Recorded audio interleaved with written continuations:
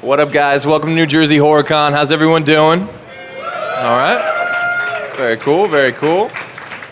Once again, we have a legend, an icon, and a true master of horror with us tonight, guys. Make a lot of noise for the amazing Mick Garris. Ow! So last night we had a really amazing discussion about the 70s and 80s years of your career. We're gonna kind of get into the 90s and 2000s and today. So we left off yesterday talking about Psycho 4. So I'd like to open today, if you don't mind, talking about Sleepwalkers a little bit. We can do that. Initially, after being told you got the job to direct Sleepwalkers, the studio promptly hired another director. Is that right? Sort of, kind of. I had a meeting with them, and they were very enthusiastic. They liked Psycho 4 a lot. The meeting went really great. It was obvious that I'd been a fan of King from the beginning and his work. And they thought, this is great. We have to meet with another director because we have a relationship with his agent. And so it's just a political thing we have to do. But we want you to make this movie. And then they went and hired the other director, who promptly invented a planet of sleepwalkers and started rewriting the script. And, you know, if you're making a movie that says Stephen King's Sleepwalkers, you don't really want to change it a whole lot because you're not going to keep his name on there. So after a couple of months, I got a phone call to come in and have lunch and talk about it again. And what I didn't know was that after lunch, they moved me into the production office to start work that day. Oh, wow. So they didn't tell me they were hiring me until I was ensconced in my Columbia Studios office, which is a once-in-a-lifetime thing. So. Well, I hope they let you finish your dessert at least. Yes, exactly. So, after leaving mark after mark on 80s horror culture, you started to make the 90s a lot more livable by writing Hocus Pocus. It is such a fun, off-the-wall movie. How did the idea get started? Well, it actually was in the 80s. David Kirshner, the producer of Child's Play, who created Chucky and designed the Chucky doll and everything, he came up with this idea. It was a story he told his kids about the Sanderson sisters and all of that. And so David had also produced An American Tail and designed the characters for that cartoon as well for Steven Spielberg. So he was working for Steven Spielberg. I was working for Steven Spielberg on Amazing Stories. And he thought I would be a great choice. And originally we pitched it to Steven Spielberg. But here's something you may not know is that I was the first writer on Hocus Pocus, and I was finished writing my drafts 8 years before the movie was made. And there were 11 other writers on it after me. Holy shit. But I'm the only one who has 3 credits in the titles. There you go. But it was always going to be aimed at a younger audience. It was not going to be an R-rated movie. Right. But we pitched it to Steven Spielberg, and he really was close to doing a deal, and then he found out Disney was involved. And at that time, Amblin and Disney were quite competitive for the family audience. Oh, yeah. And Steven did not want to partner with the Disney company. Wow. And make the movie. So we ended up doing it at Disney. And then they went through all kinds of permutations and different writers, and it wasn't until Bette Midler agreed to do it at the height of her comedic career, where she was playing the lead in many big comedies for them. Wow. that it really got the green light. Wow. It's kind of ironic that Steven started DreamWorks with Katzenberg then from Disney. After that. After that, Yeah. right? Right. No more competing. Yeah. Going to join forces now. Exactly. So another Hocus Pocus alumnus is also here this weekend, Jason Marsden. Are you going to catch up with Jason at all, who voiced Binks? Yeah, we visited a couple of times already. And awesome. The voice of Thackeray Binks is pretty great. Yeah. He's really terrific in it, yeah. Awesome. Cool. So then, of course, came the gold standard for not just TV miniseries, but for television itself. Of course, I'm talking about The Stand. That's right, yes. Thank you. There it is, right there on DVD. Yes. DVD 18. Yes. So There's so much I'm dying to know about The Stand. I could literally just do this whole panel and ask questions about The Stand, but I'll try and move on quickly. Well, this is the 25th anniversary. On May 8th will be the 25th anniversary of The Stand's original broadcast. And we're going to do something special on that day on Postmortem, so stay tuned. Oh, man, I'm looking forward to that. So, let's start with the 20-month shooting schedule. How on earth do you take on such an undertaking? Well, it wasn't 20 months, it was 20 weeks. 20 weeks? Yeah, it was 100 days of shooting. Oh, it was 100 days. Okay, I thought I read 20 months. I was like, Jesus, well, that makes sense, I guess. 20 weeks, I was on the verge of suicide. Oh, my gosh. But no, it was, not only was there no light at the end of the tunnel, there was no tunnel. Oh, my gosh. It was such a long and complicated process. Everything I had done had been on an intimate scale. Psycho 4, very small cast, small circumstances. Sleepwalkers, small cast, small circumstances. Critters 2 was as ambitious as it got, and for that it was. Here's more chairs coming in, guys. Oh, awesome. Yeah. And it was so complicated, and there were a lot of times where I never saw the location except in pictures until we got there. We shot in 6 states for 100 days. There were 126 speaking roles, 95 scripted locations, and you're shooting the end of the world when the world hasn't ended yet. So somehow you're trying to shoot around trains, planes, and automobiles, and places that we're shooting on freeways where they're walking down the freeway where you had to shut it down and make sure you didn't get the real world into the REEL world. So it was unbelievably complicated, but Stephen King himself had written the script, a 460-page script that when it's delivered on your doorstep is a little intimidating, especially when your biggest movie was Critters 2. The timeless classic it's usually referred to as. But, yes. Yeah, where were you when it opened? They were zygotes. Not born, exactly. Yes. Somehow I feel the same way. Yeah, it's complicated. I would imagine. The cast of The Stand is just still absolutely mind-boggling. Like, I've literally talked to like 3 or 4 people about that already this weekend. I can only imagine being a fly on the wall for like a table reading with that entire cast. Well, they were never all there at the same time because it was shot under such, which is another thing, you don't get to rehearse with your actors because it's a 20-week shoot. So they'll come in for a week at a time and go away and come back for another 2 weeks, go away. So the only rehearsal was discussions before the production began. Oh, wow. But the casting process, is that what you were about to get to? Well, since you teed it off, I'd love to hear about the casting process. Well, at first the studio said, or ABC said, Stephen King is the star. We're not worried about big names. And by the time we started casting, they changed their mind and started saying, what about Molly Ringwald? And now, that may not be everybody's idea of Franny. And interestingly, I can tell you guys because we're all friends. When she first saw it finished, she called Gary Sinise and said, have you seen it? Isn't it awful? So, you be the judge. But no, she did a great job. She was very committed to it and all of that. Rob Lowe was a huge Stephen King fan, a huge horror fan, and he lobbied hard to get that part. And originally he was going to read for the singer, for the part that Adam Stork plays in the show.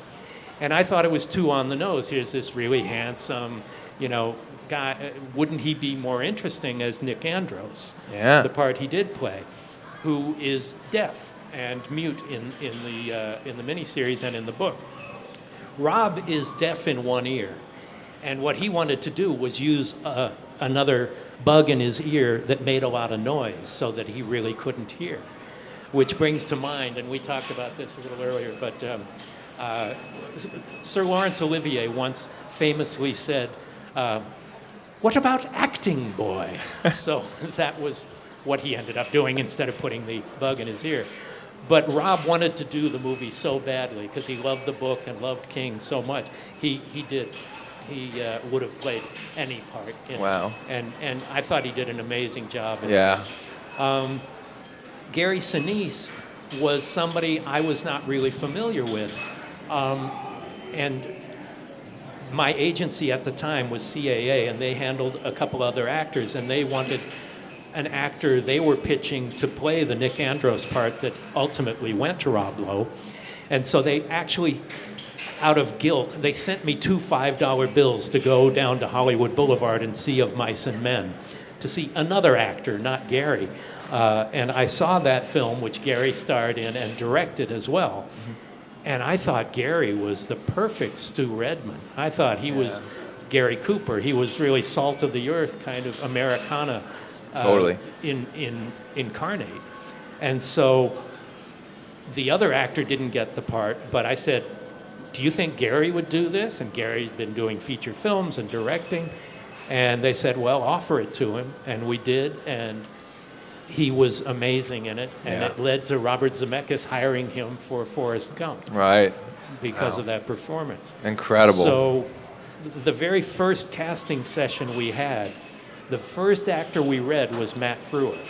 Oh, wow. And Matt Frewer came in to read for the Trash Can Man, and he'd been doing wacky comedies. He was kind of Jim Carrey before there was a Jim Carrey. Yeah. And he was doing a show called Dr. Doctor, and he was Max Headroom, the original. And just used to playing really off-the-wall comedic stuff. So he came in to play Trash Can Man, and the scene that we read him for was when he first meets Randall Flagg, who gives him the flame and then takes it back. And he played it with this pathos. It was so dramatic and so human and so heartbreaking that we were literally tearing up as we watched this. And you don't expect somebody with a comedic background especially, but to come in and play the Trash Can Man with that depth. And that moment, Stephen King was in the room with me and the casting director, and all three of us looked at each other and said, "Hire this man." Wow. And so he was the first one. But wow, that's amazing. Who's the first one? So I've always been curious, while we're on the topic of casting with that, how did Ed Harris come about, and what was the deal with, because he was uncredited, right? Right. What was the reason Ed for that? Harris, especially at that time, was a big movie star. Huge, yeah. But he had done Night Riders, and Stephen King and he were friends through that, and Wow. you know, they'd worked together before. And so the producer, Richard Rubenstein, had also produced Night Riders, produced Creepshow, produced Dawn of the Dead, and had done a lot of other Stephen King projects.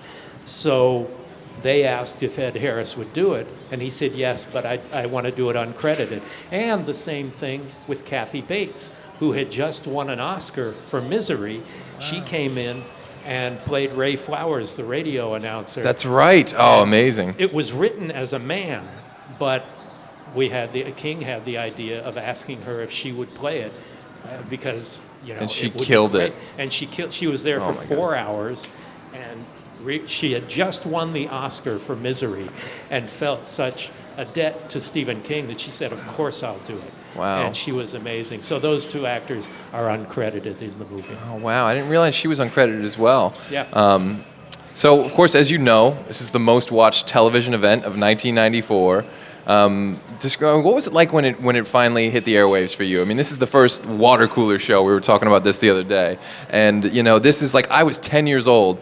Everyone at school was talking about this in 4th grade. Like, there wasn't a kid that wasn't talking about this. Well, what was amazing about it was the early days of the internet. This is May of 1994. Oh, yeah, there was like 2 people on the internet. Yeah, but everybody was on AOL. Right. But there were chat rooms, and so it wasn't Facebook, but the equivalent was you'd go to chat rooms, and people were chatting about The Stand, and every day somebody would be talking, "Oh, they've hired Molly Ringwald and Rob Lowe. This is going to be a piece of shit." And all kinds of nasty stuff. You know, "Oh, they should never do it, and they're doing it for TV. They're going to ruin it." And so it goes on and on. Holy shit. And then the first night aired, and it was, you know, I was in LA, which is 3 hours earlier than the original airing. So I'm online watching, and it's like, whoa, wait, hey, this is good. And this enthusiasm starts building up and building up. So it soon became clear that the ratings were going through the roof. To this day, they tell me it's the highest rated miniseries in history, which I'll never do again. But Right. thank you. But people started going, wow, this may be television, but this is good. But there's a lot of reasons for that, and the main reason is Stephen King's book, and Stephen King wrote the screenplay and is an amazing writer and came up with an amazing story that made people really commit to doing something special and unique and not act like they were just doing something for TV, which at the time, TV did not have a lot of respect. Now, it seems like TV is better than movies in a lot of ways, especially at telling stories. You're not kidding. We talked about this last night backstage a little bit, and for the nerds like me in the audience, you were talking about we were talking about the possibilities of The Stand coming out on Blu-ray, and you said it's very, very unlikely. If you could explain to the audience why that is, and then maybe put a percentage value, like I think there's a 2% chance it hits Blu-ray or something. I think there's a 0% chance of Blu-ray. Well, The Stand was shot on 16 millimeter film. Most television and films were shot on 35 millimeter. And it was edited and finalized on standard definition video. So it was never cut on film, and it was never transferred to HD because there was no such thing as HD in 1994. So the cost of going back to the negative and conforming it and making an HD output of it would be prohibitive, especially because physical media is something that people are not particularly interested in anymore. So it would be very expensive to go back and do an HD master. If they do, that might change everything, but I just can't imagine it happening. And besides, they're making the new Stand right now. They're going to be doing an 8-hour version or a 10-hour version for CBS All Access. So that'll be something to look forward to too. That's the CBS streaming. Yeah, CBS All streaming, Access? which you have to pay for. And you'll also get Twilight Zone, the new Twilight Zone. The is new gonna Star be on Trek, right? All Access, and the new Star Trek, yeah. Wow. So Well. there's another $8 a month. Yeah. Well, there you go. Well, maybe someone could crowdfund. I know there's a lot of people that would be willing to donate some money to HD version of The Stand. Well, Just throwing it out there, universe. You guys, the world should think about it. Yeah, I think- okay. Someone's backing that up. I think Paramount owns it, and you don't want to give money to Paramount. I've already given a lot of money to Paramount throughout the years. But for The Stand, I'd pony up a couple more bucks. Well, okay. So moving on, you also directed an episode of Tales from the Crypt. I did. How different was it working for HBO versus working for a major network? Well, it's interesting. It wasn't really working for HBO. Really, it was working for the production company. It was produced by Richard Donner, Joel Silver, Bob Zemeckis, and Walter Hill. Donner was the most hands-on of those producers. But it was great. I had nothing to do with writing it, but I was able to have a lot of creative input. This was an episode called Whirlpool, and it's more comedic than horrific. But it was with Richard Lewis and Rita Rudner. I thought it would be really interesting to cast comedians in the lead roles and to reverse the roles. The publisher was written to be a man, and I thought Rita Rudner would be great if we flipped it around. Mm-hmm. And I also set it in the 1950s in the actual Tales from the Crypt offices. Wow. So it was originally contemporary and not a period piece like that. And I had so much fun because Tales from the Crypt kind of became the boobs and blood show, and it wasn't really, it was more salacious than anything. But this one was really funny and had some very clever twists to it, and not much of a budget, but it still had really talented people, production designer and cameraman, and the music. The theme was by Danny Elfman, and there were lots of great people involved. It was really a terrific opportunity to do that. I had a great time. Oh, wow, super and cool. It was part of my beginnings were all in anthology TV. I did Amazing Stories and then doing Tales from the Crypt. and Freddy's Nightmares. Yeah. The same producers did Tales from the Crypt as Freddy's Nightmares, and that's Oh, wow. how I was offered that after The Stand. Oh, wow. And then, of course, Masters of Horror and now Nightmare Cinema. Of course. So anthology is something that I've always been passionate about, where everything is its self-contained story rather Yeah. than part of a continuing Oh, wow. series. Yeah. Very cool. Do you have any other anthology films that you like outside of the horror genre? There aren't many outside. There really of aren't, that many, but there's well, a couple. Paris, I Love You is actually good. Wes Craven did one of the episodes, and it's not a horrific one. There's not, Dead of Night is kind of horrific. That really started it back in 1947. The most horrific one, the famous one, is with the dummy that comes to life with Sir Michael Redgrave. There's not a lot of anthology. Well, I love the Battle of Buster Scruggs, or the Ballad of Buster Scruggs. Has anyone seen that on Netflix? The Coen Brothers movie.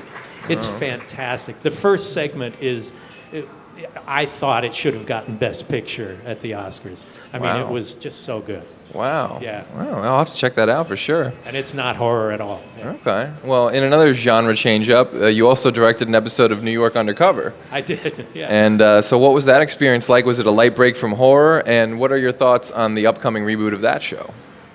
Are they doing a new They New are. York Undercover? Oh, I didn't know that. Well, the line producer on The Stand is a guy named Peter McIntosh. And he was also the line producer on New York Undercover. And he asked me if I would do an episode. And I jumped at the chance to do something in New York. And that was different because, once you start having any kind of success in the horror genre, you're in horror prison for the rest of your life. And I don't mind because I love the genre, but it does tend to define you in a way that limits the work that you're allowed to do. But it was really interesting. It was weird to be a director for hire who literally had no input on where the story went or anything. And when you're doing a TV series that's been on already, the actors know who their characters are more than the directors do. And some of the actors, one or two of them on New York Undercover, loved knowing more than me about the character, and was see that. not shy about saying so. I've heard TV actors talk about that, like, oh, a new director comes on the show, we've been here. Well, it can be like that, or it can be like I did a couple of episodes of Once Upon a Time, and they were a couple of the best experiences of my life. The first one I did, the most emotional scene I've ever directed in my 30 years plus career was this episode of Once Upon a Time, where the character of Belle dies and Rumpel does not age as she ages unto death.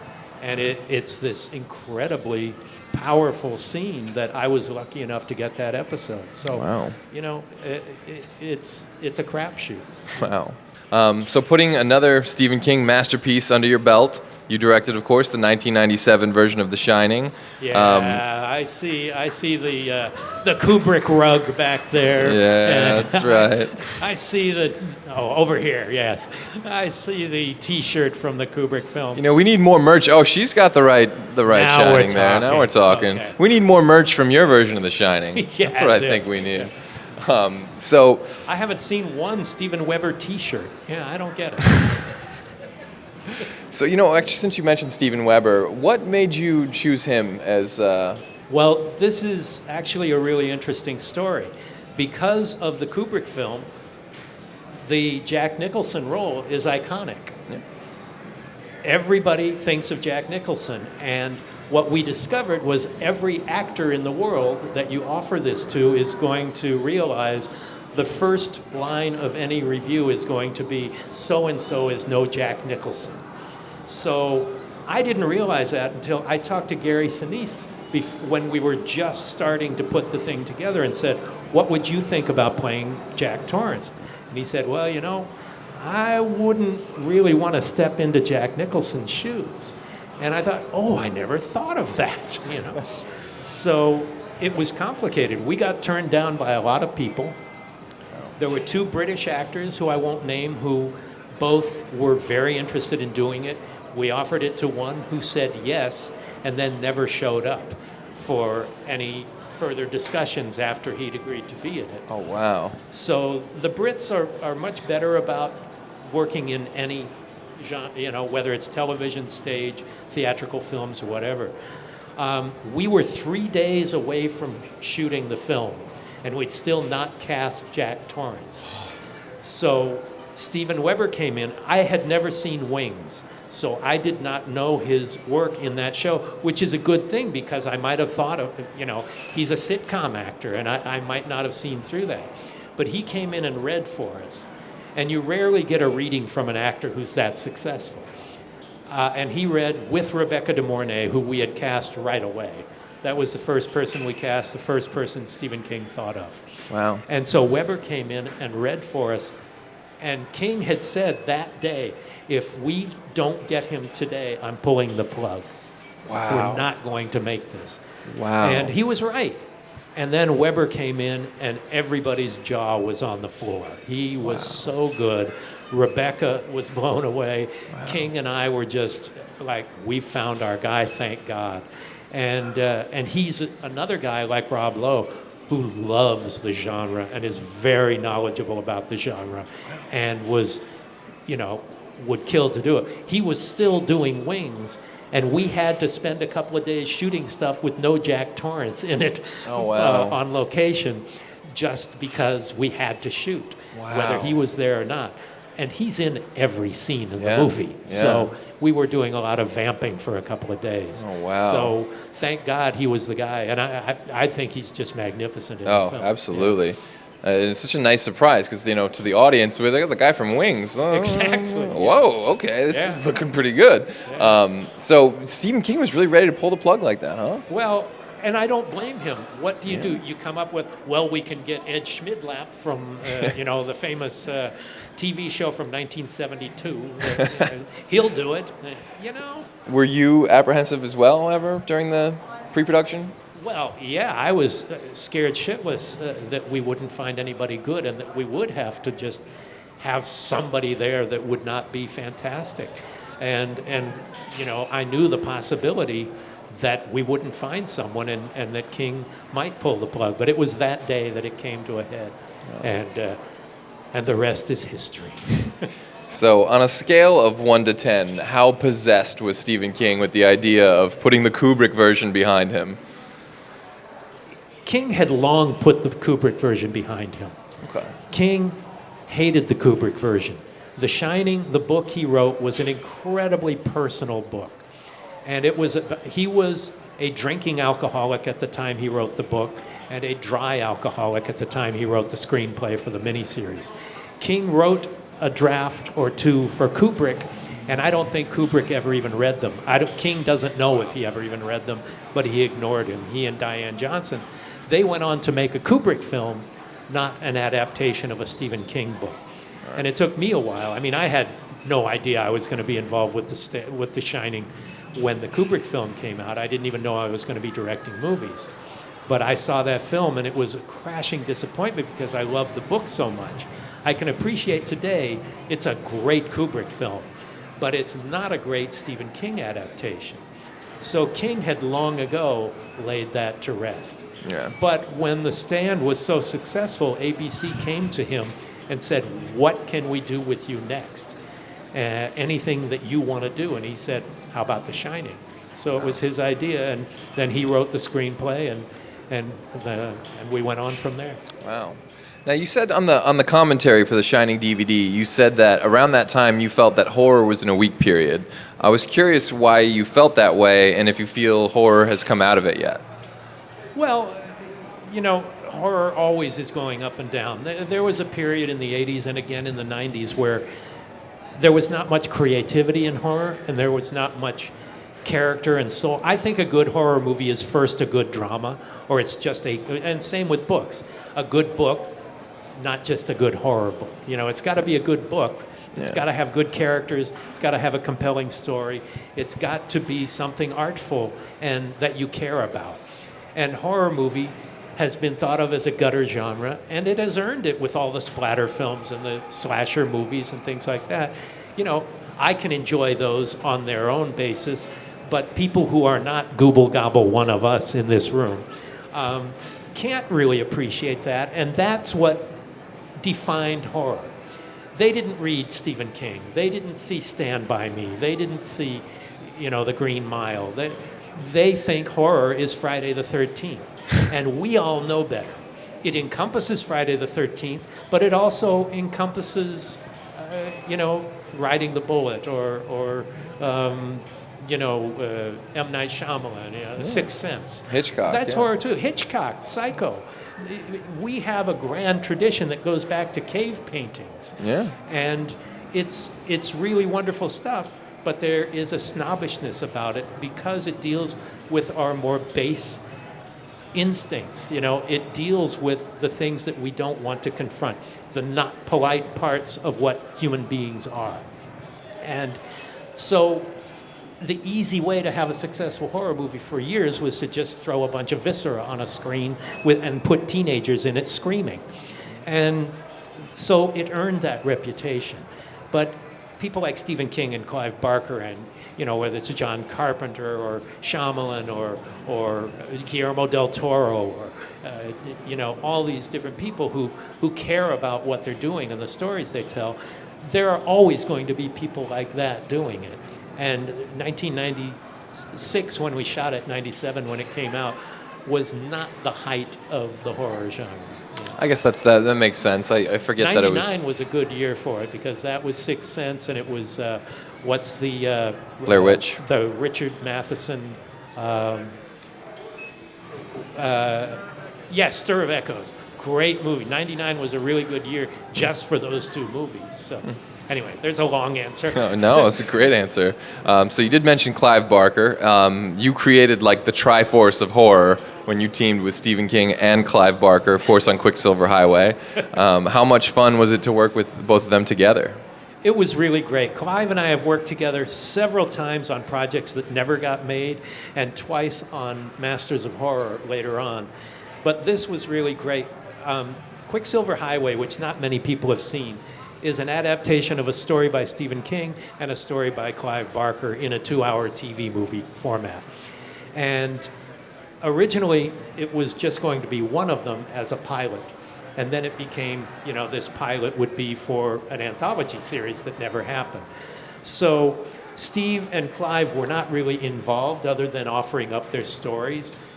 But it was done immediately after The Shining. So I got the crew together from The Shining and a Stephen King story and a Clive Barker story, and I wrote the screenplay. And it was, I call it a recreational horror film. It's something that's really fun and deals with a lot of the horror tropes and is a very playful horror film, especially the Barker episode, the body politic. But it was like a cleansing of the palate to have done The Shining, which was so filled with Sturm und Drang and being in one location for a long time in Colorado. And this was outside and playful and just really had a good time doing it. Wow. So, and you'd obviously worked with Matt Frewer before. What was it like to direct him and Christopher Lloyd? Well, Christopher Lloyd starred in an episode that I wrote of Amazing Stories that Bob Zemeckis did called Go to the Head of the Class. And so I had met him then, and he was great, but very eccentric. And he is the guy you see on screen in a lot of ways, but in all good ways. Really sweet, really intelligent guy. And so to get him for Quicksilver Highway was a blast because there's long dialogue stuff in there. It's really playful dialogue, but it goes on, and you're watching. As the writer and director, you're watching an actor going through paragraph after paragraph of dialogue going, and seeing when he's about to forget a word or something. Is he going to get it? Is he going to get it? But Chris was great. And Matt is like family. I've worked with Matt Frewer more than any other actor. I love him. He's been in 6 of the things I've done. Oh. And I wanted him to play the projectionist in Nightmare Cinema, but we couldn't afford to bring somebody from Canada down to LA for that. It was done on a very tight budget. But I love Matt, and from the time we became really close friends on the Stand, and anytime I can put him in something, when you work with actors you've worked with before and build a relationship with, it makes everything easier and it makes the movie better too. Not long after that, you added another mini-series to your resume with The Judge. The Judge, aside from New York Undercover, my only non-genre, non-fantasy horror piece of work. It's a courtroom drama with Edward James Olmos, and Chris Noth, and Lolita Davidovich, and Charles Durning, and a small role as an investigating policeman by David Cronenberg. So, very cool. The only horrific thing about that movie. The only horrific thing. But it's a courtroom drama, which I'm a huge fan of courtroom dramas, and getting the opportunity to do this, I really, really had a great time doing it. I thought, there's no visual effects, there's no makeup effects. What are we going to do every day after lunch? And I found out about actor egos on that show and how it can fill a day for you.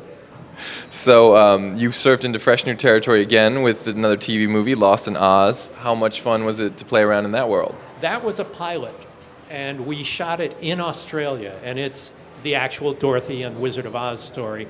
It did not get picked up, so nobody's ever seen it, although I think it's in full on YouTube.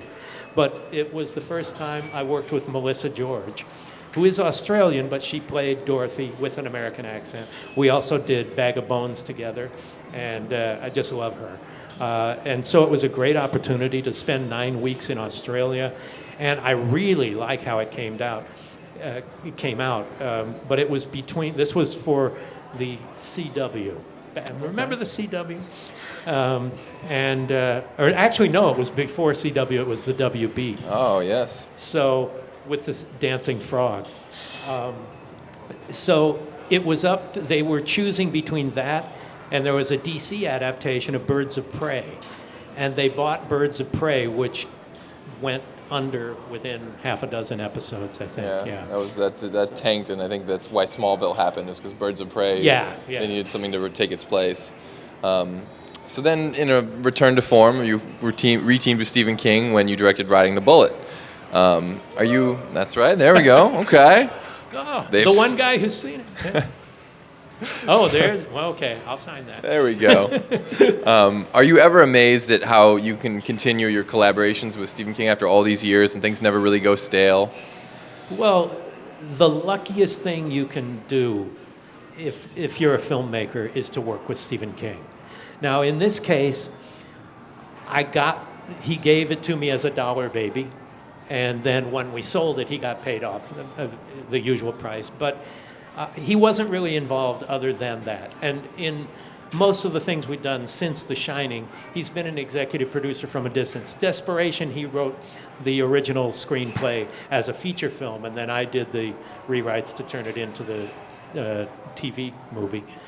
But with Riding the Bullet, I read that short story. It's a 30-page short story, so there was a lot of room to turn it into a feature film.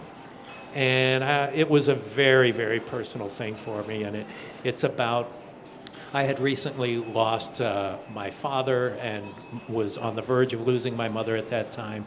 I had lost a brother a couple of years before that. And so when I read the story, it really resonated with me as something incredibly personal. And so I wrote the screenplay, and King was very supportive of the screenplay. And I thought, I did it on spec. My agents at CAA at the time thought, okay, we're going to make a big spec sale. This is going to be a big movie. We couldn't sell it. Nobody wanted it. It was kind of Stand By Me and The Shining. It's a ghost story, and it's a very emotional drama. And people want one or the other. And so it was a hybrid that, to me, made it more interesting. I love movies like that. But it was very hard to sell. We ended up doing it on a very low budget, very independently, and it only played in 3 cities, and nobody saw it. It was something that was incredibly personal and something I was very proud of, even though we did it on such tight circumstances, and it kind of broke my heart that it never found the home it deserved. And so it ended up doing well. They sold it to the USA Network for 6 years, and they cut the shit out of it. And it's a a movie that plays games with time and place and imagination and what's going on in the characters' heads. So the way they edited it, you can't make any sense out of it. It was really awful. And so for 6 years, the only way you could see that movie was in that bastardized form where you couldn't, it wasn't the movie I made. So finally it came out on DVD, and you can at least see it the way it was intended. Of course, then later on came the legendary Masters of Horror. That's right. Yeah, thank you. What is your proudest memory from Masters of Horror, and did it really start out as a dinner party? Okay. I'll tell the dinner story again. I just told it to Hansi earlier. But at places like this, filmmakers often run into each other. Here, I've done it with a lot of filmmakers here on this trip. Film festivals around the world. Directors don't work together. But when we'd run into each other, a lot of us are friends, we go, we really all ought to get together for dinner one of these days. And for a couple of years that went on. And everybody's going, yeah, that's a great idea. And I realized, well, nobody's doing it, so I guess I may as well. So I spent a week scheduling a dinner with a dozen filmmakers, trying to get their schedules where they could work an evening in, where they could all do it. Okay, this one, no, I'm shooting that day. No, I'm out of town. So finally, we got a day together, and there were 12 of us. It was me, Guillermo del Toro, Tobe Hooper, John Carpenter, Wes Craven, William Malone, Stuart Gordon. There were 12 of us. And that night, we were sitting next to a group of people having a birthday party at the same restaurant. And they started singing Happy Birthday. Now, you know this by heart, Hansi, because I just told you, but all of us started singing along Happy Birthday. And at the end of the song, Guillermo del Toro stands up and says, "The Masters of Horror wish you a happy birthday." And so we jokingly called ourselves the Masters of Horror. But it led to a series of dinners that we did every couple of months that I would organize. And during that time, conversation at one of the dinners was, God, wouldn't it be great if we could make the kind of movies we wanted, have our own power, do it the way we wanted, our way. And I thought that there was a concept where that could happen. And I came up with the concept of doing a 1-hour anthology with these guys where you'll get the Masters of Horror, but you can't get in the way. You can't give them notes. You can't tell them what to do. You can't say no to them. And so we actually pitched it to 3 companies. They all wanted it. And the first one that said, how much and when do we start, got it. And that was Anchor Bay. And it originally was financed by a DVD company. Showtime got it, got the rights to air it for very low money. And so we were on that network, but they could only do it for that low a price if they kept their mitts off of our show. And so the proudest moment is that I was able to get a network TV show together and hire Dario Argento, John Carpenter, Tobe Hooper, John Landis, and tell them, you don't have to worry about censorship. I'm protecting you from that. That's my proudest moment ever, is giving these guys an opportunity to make films in a way they'd never done in the last 10 years before and get them to do TV. So that is incredible. Yeah, definitely. Thank you. So, of course, for fans that want to keep, in touch, up to date with you now, you have Postmortem with Mick Garris. Do all of you know about the podcast? There we go. Well, thank you. Those of you who don't, it's every 2 weeks we do an hour-long interview with people. We've done everybody from John Carpenter to John Landis to the one that's running right now is with Cassandra Peterson, Elvira. We did Walter Hill. We did Roger Corman. And so we do them regularly. And we've got some really special stuff coming up as well. And so if you are enjoying it, please review it on iTunes. It helps us a lot. And we just joined forces with Fangoria. We're now with Fangoria doing the new Fangoria. Yeah, and we were with Blumhouse before, and that was fine, but they weren't very helpful. They didn't really share the wealth that much. And by the wealth, I don't mean money, because there's no money in podcasts. But the Fangoria people have just been great and enthusiastic and sharing it and all of that. So it's something where I learn something on every show. So it's something that's really good for me too, to keep that evolution going and to contribute to the sense of cinema history, especially horror cinema history, that will be there forever to access. So I do want to get one more in before I turn it over to the audience. We did already touch upon Nightmare Cinema. So I actually wanted to ask, you recently appear in or will be appearing in, I should say, the highly anticipated 80s horror documentary In Search of Darkness. So how much fun was it to give something back to the fans? Not like you don't do that enough, right? But, the fans who still live for the genre, and, is there any idea of when that's going to be coming out? Or? I don't know anything about it other than the interview that I did, but as far as that goes, our genre matters. And, there aren't Western conventions, there aren't comedy conventions, there are barely even sci-fi conventions anymore, but there are horror conventions like this. This matters. This bonds us together. We care. We want to possess the physical media of the movies that we love. Yeah. We want to buy the books and read the books and meet the people who make them. And I'm as big a fan as I ever was. And it's important to me. And I love this genre. And I know that 90% of it is shit. But 90% of everything is shit. Yes. And the best horror stuff is better than the best any other stuff, as far as I'm concerned. Hell yeah. Thank you. All right.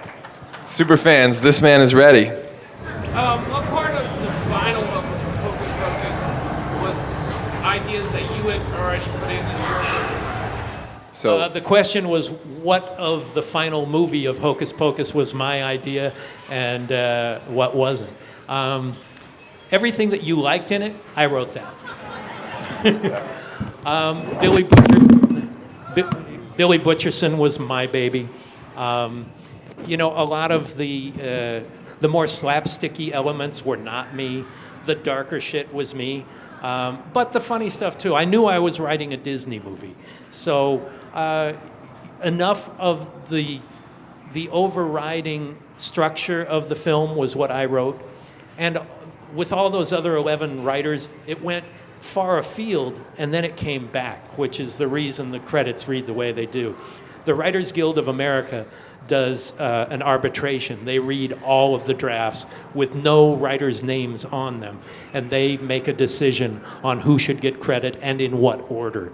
And so it was me and Neil Cuthbert getting credit, and story by me and David Kirshner, whose idea it was originally. Back. You had mentioned a couple projects for Clive Barker that didn't move forward. Do you mind talking about a little bit about what those were? In the Flesh, I wrote a movie for Warner Brothers from that story that I wrote the screenplay and I was attached to direct it as well. And Warner Brothers, especially at that time, never made horror movies. And so that never happened. We created a TV series. I wrote a pilot based on an idea of his called Spirit City, USA, which was about a magician who suddenly opens a portal between here and the other side, where 52 ghosts are released, and he has to find a way to get them back to the other side. That was a really fun pilot. It would have been a great series. That never happened. That was for ABC. And then, again, in Masters of Horror, I wrote and directed Valerie on the Stairs based on an idea that he had that was not a short story. And then I wrote the screenplay for John McNaughton's episode of Heckle's Tale, which was based on a short story by Clive that at that time had not yet been published. Yeah. There were rumors that the Stand miniseries, that the tunnel scene was a little bit more graphic. Okay. Let me quash those rumors. The question was, there were rumors that the tunnel scene in the Stand miniseries was much more gruesome than what... It was a little more gruesome, but we were doing network television, but what we ended up doing would have gotten an R rating if we had. The first standards and practices note from the network was no open eyes on the corpses in The Stand. Well, if you remember in the title sequence during Don't Fear the Reaper, the camera roaming from people to people, there's one dead woman like this with cloudy open eyes, and the camera goes right into her face. And that was us saying to ABC, Yes. and because Stephen King is an 800-pound gorilla, we got away with it. But the tunnel scene, although the exteriors were shot second unit at the Lincoln Tunnel in New York, that tunnel was shot in Pittsburgh, and Pittsburgh played New York City in those scenes. But yeah, the gory stuff in there is pretty much everything we shot, and those the dead bodies and everything were done by Steve Johnson and Billy Corso. Billy has won many Oscars since then, and those makeups and the like. Some of them were makeups, some of them were just fake corpses. But in the book, it's all in the dark, and you can't see anything. Well, 5 minutes of being in the dark on television would have been radio, and that would not have worked very well. So that was a really tough thing to figure out how to make that work, and using the dying headlights and the blinkers and things as the only source of light to justify us being able to see in that darkness was a tough choice to make creatively. Actually, if I could riff on that real quick, because that's right, the tunnel scene, right when Laura San Giacomo just kind of takes off at first. I was curious, had you been a fan of hers before casting in that, or did she just come in and read, or how did her involvement She came in and read, but I had seen her work first in Sex, Lies, and Videotape, Amazing which was film, her debut. And I thought she was great, and so she was doing independent movies and had just started doing studio films as well. And she came in and really knocked us out. Yeah, she was amazing in that. Yeah. Definitely. The only thing I don't like, and I hate it in most movies, is wigs. Wigs always look like fucking wigs, and they never look like hair. And in that case, we did everything. They said, "Oh no, we're going to spend a lot of money on this wig, and it'll be perfect. You won't be able to tell." Who can't tell that that's a wig? Yeah. Well, if it Sorry comes out for on the use of the Blu-ray, F word there. Sorry. we. No, behind you. Any questions? There we go. Yeah. Yeah, yesterday you mentioned that you would interview Rod Serling early on in your career. Yeah. Questions about that? It was interesting. When I was in high school, I went up to a local college to interview Rod Serling. He was my second ever interview after Ray Bradbury. And the first thing that was really notable was he's really short. And I discovered he had been a bantamweight boxer in the service. And he smoked like a fiend. And I asked him about the smoking as part of his introductions and all. And he said, well, I'm really nervous, and I really needed something to do with my hands. And it's also why his delivery was portrait of a man who's never been away from his wife, the really kind of stilted delivery like that. He said he was really nervous, and that's not how he talked, but he just didn't know how to overcome that. But he was really inspirational and not a guy who was into the genre at all until he created The Twilight Zone and became involved in it and started writing not only so many of the scripts, but also books that contained short stories that were inspired by the series itself. So a really fascinating guy. We had one over here, I believe, right? You worked with so many horror greats, and you mentioned Pittsburgh before. Do you have any stories with George Romero? I knew George. The question being, I mentioned Pittsburgh, and did I have any memories of George Romero? And George was a big teddy bear of a guy, just sweet as can be, constantly abused by the film industry. Really all he ever got to do was Living Dead movies, that the only green lights he could get were his zombie movies.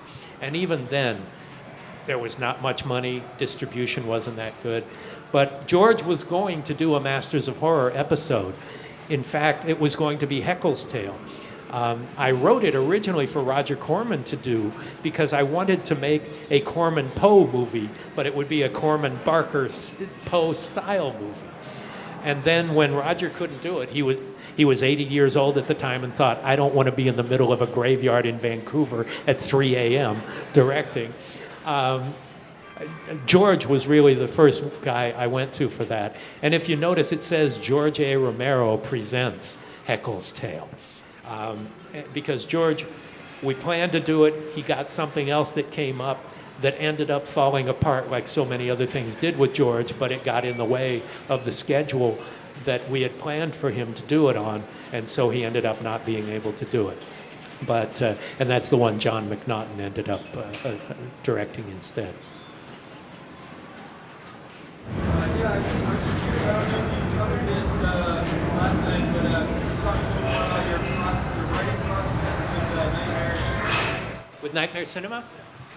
Well, the Nightmare Cinema is coming up this summer. It'll be out in June, and it's an anthology. So the writing process was interesting on this one because it was the same philosophy of Masters of Horror, but international. And so I went to the four other directors who ended up doing the movie and said, what do you want to do? Do you want to do an original story? Some of them did that. Richard Christian Matheson wrote one that Joe Dante directed. A Mexican writer named Sandra Becerril wrote one that Ryuhei Kitamura directed. Mine was originally going to be a feature film script I had written called Dead, and it's a ghost story. And I adapted one of my short stories to be the one I was going to do originally. And the other producers had read the screenplay for Dead and said, do you think you could squeeze this into a short? And I thought, well, let me do it because it's completely different from the other ones. And then after everybody had decided on their stories and written the screenplays, I came up with the framing story of the haunted movie theater and wrote the wraparounds and that sort of thing about them, linking them together. They're not otherwise thematically linked. But as far as my writing process in general, basically, if I'm working on something, I sit down in the morning in my office, which is next door to my house, and just write.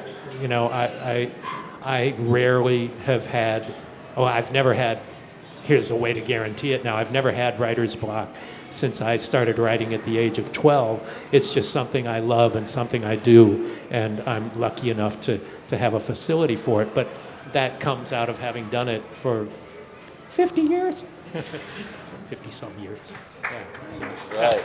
it's my process. I don't know if that deserves applause or not. Thank you. Yeah. You said before that you like to look at like what's behind Rockwell's painting. Oh. Where did that come from as an auteur? You know, into a director style? Did that come from a personal experience? Well, the question is, I have said in the past that one of my favorite philosophies in horror is Norman Rockwell goes to hell. Taking the idealized America and sending it into its grave. You know, Sleepwalkers is very much that idyllic middle America that goes to hell. Critters 2 is Norman Rockwell's America. In fact, Sleepwalkers was so much Norman Rockwell, I shot for the opening title sequence that we did not use on the Warner Brothers backlot. I took Norman Rockwell paintings and recreated them with actors doing things like a kid getting a haircut in a barber shop, but each one of them had a dark undertone, like he gets cut during the things like that. And I just love taking something that is idealized and beautiful and sorry, fucking it up, but you know, it's just a theme that I like the counterpoint of it. I really like that you can take something. Blue Velvet did that beautifully. It is an idealized America, but then you find the ear in the grass, and then you don't know what's going on after that. But it's something I'm not always consciously doing it. With those two movies, I knew what I was doing there, but it is something that does pop up time after time, yeah. Questions, guys? Tammy. Hey, Nick, you have had a phenomenal career. Have you ever considered writing or directing a film about yourself? A film about me would be the dullest freaking movie you'd ever see. But there's a writer, Abby Bernstein. This is embarrassing, and my mother's dead, so I don't know who's going to buy it. But Abby Bernstein is writing a biography on me that will be out this fall. So, I mean, okay, buy it. I dare you. So, but no, a movie about me writing an autobiography or something like that is just not in the cards.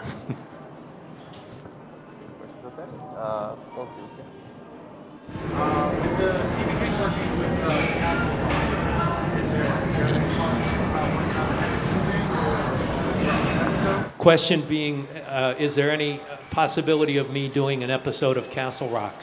Nobody's asked, so I would gladly do it.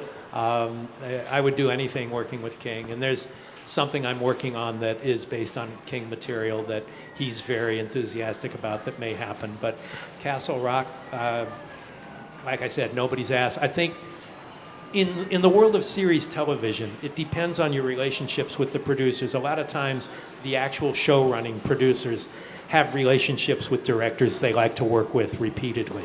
And sometimes you'll break in doing the Once Upon a Time happened because the same producers had created a show called Dead of Summer, and they'd asked me to do an episode and then another episode of that. And they liked that so much that they had me come and do Once Upon a Time, which was totally not a horror type thing. So it's often a kind of closed loop. If they invited me on any of these King shows, I would happily do it just to be in that world again. But at this point, there's nothing scheduled. I think there was one towards the aisle, right? You had a question? Is there a director that you just religiously watch their work over and over again for inspiration? Well, I love. There are people I love. David Cronenberg, John Carpenter, Guillermo del Toro. There are a lot of people who I really love, and I will watch everything. But I watch so much stuff anyway. But I also love the discovery of the new. I love, seeing something like Troll Hunter. The first time I saw that, I thought, this is a new voice.